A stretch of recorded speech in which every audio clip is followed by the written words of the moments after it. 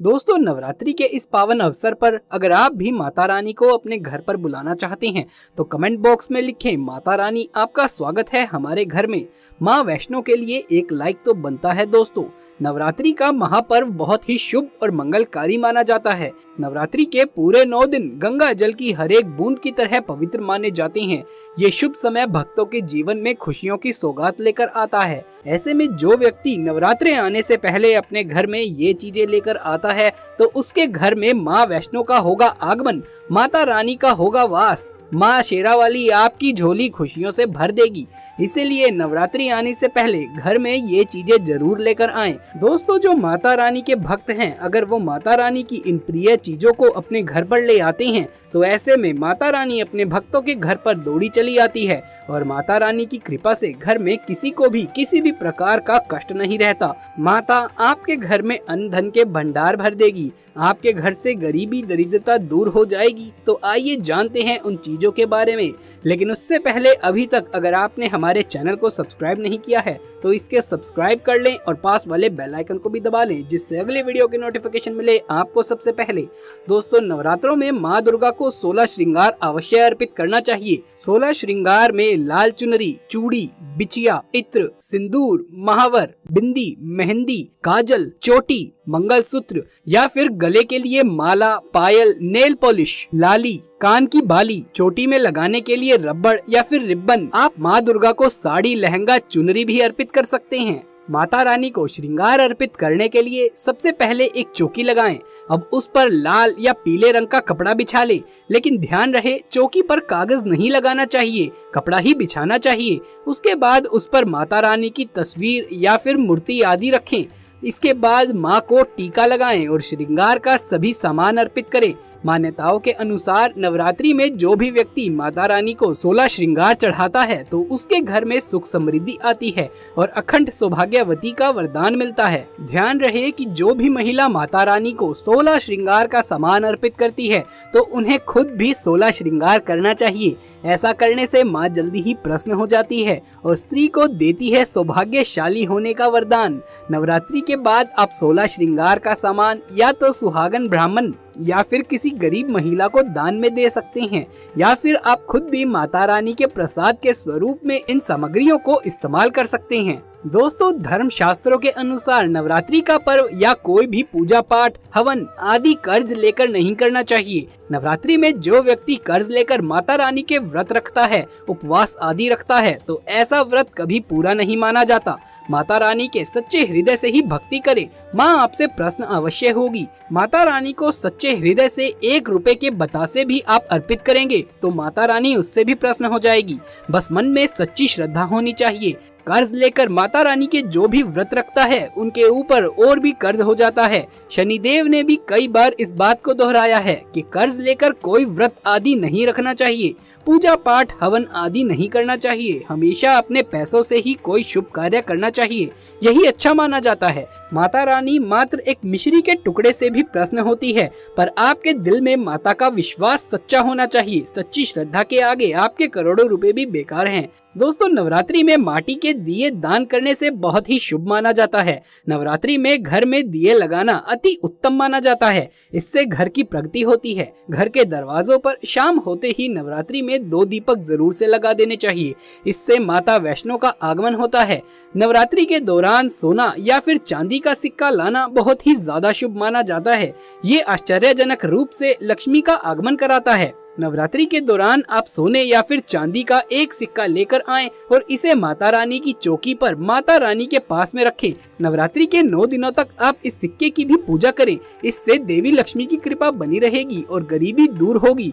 दोस्तों, नवरात्रि के 9 दिन बाद आप इस सिक्के की पूजा करके इस सिक्के को अपनी तिजोरी में रख दें या फिर किसी साफ स्थान पर धन के साथ में आप इस सिक्के को रख सकते हैं। ऐसा करने से घर में धन धान्य की वृद्धि होती है।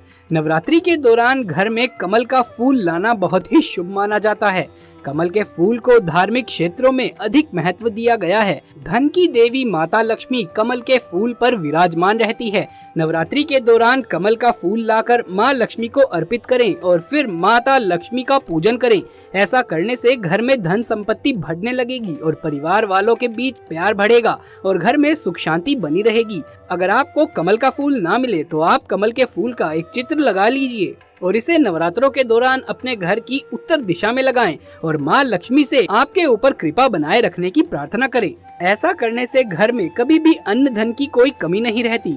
दोस्तों, नवरात्रि के दौरान दक्षिणावर्ती शंख घर में लाकर स्थापित करना बहुत ही ज्यादा शुभ माना जाता है। शास्त्रों में दक्षिणावर्ती शंख को माता लक्ष्मी का ही स्वरूप माना जाता है। मान्यता है कि जिस घर में ये शंख रहता है वहाँ कभी भी धन धान्य की कमी नहीं होती है। भगवान विष्णु की कृपा भी ऐसे घर पर सदैव बनी रहती है, इसीलिए इसका घर में होना मंगलकारी है। जिस परिवार में विधि विधान के साथ इसकी स्थापना की जाती है वहाँ भूत प्रेत पिशाच नकारात्मक शक्तियों का प्रवेश हो नहीं पाता है। माना जाता है कि शत्रु पक्ष कितना भी बलशाली क्यों ना हो, इसके प्रभाव से हानि नहीं पहुंचा पाता। इतना ही नहीं, इसके प्रभाव से दुर्घटना, मृत्यु व चोरी आदि से भी रक्षा होती है। शास्त्रों में लक्ष्मी जी को प्राप्त करने के लिए और उनके स्थायी रूप से निवास के लिए एकमात्र प्रयोग दक्षिणावर्ती शंख का ही बताया गया है। इसके प्रयोग से कर्ज और रोग या कैसी भी बीमारी हो, दरिद्रता आदि सब मिट जाती है और सब प्रकार से संपन्नता आने लगती है। दक्षिणावर्ती शंख के लाभ सर्वश्रेष्ठ और शक्तिमान हैं। नवरात्रों में माता रानी की पूजा में कोड़ी का इस्तेमाल अवश्य ही करना चाहिए। धर्म ग्रंथों के अनुसार लक्ष्मी जी समुद्र मंथन से उत्पन्न हुई है और कोड़ी भी समुद्र मंथन में ही निकली है। कोड़ी को माँ लक्ष्मी की सगी बहन माना जाता है। कोड़ी में धन को आकर्षित करने का स्वाभाविक गुण होता है। नवरात्रि में 7 की संख्या में कोड़ी लाएं और इन्हें हल्दी में पीले रंग का कर लें। अब इन कोड़ी को माता रानी के पास चौकी पर रख दें। नवरात्रि के पूरे 9 दिनों तक आप माता रानी के पूजन करने के बाद इन कोड़ियों की भी पूजन करें। कोड़ी पर रोज हल्दी और कुमकुम से तिलक करें और अक्षत और पुष्प चढ़ाएं। फिर नवरात्रि के 9 दिन कन्या पूजन के बाद आप इन कोड़ियों को लाल कपड़े में बांधकर अपने धन रखने के स्थान पर रख दें। ऐसा करने से धन में दुगनी चौगनी बढ़ोतरी होगी और कोड़ी को धारण करने से बुरी नजर और बुरे संकटों से भी रक्षा होगी। कोड़ी धारण करने से ये आपकी माता के रूप में रक्षा करती है। बुरी नजर से बचाने की इसमें अद्भुत क्षमता होती है। नवरात्रि के दौरान माँ दुर्गा को गुड़हल का फूल अवश्य ही अर्पित करना चाहिए।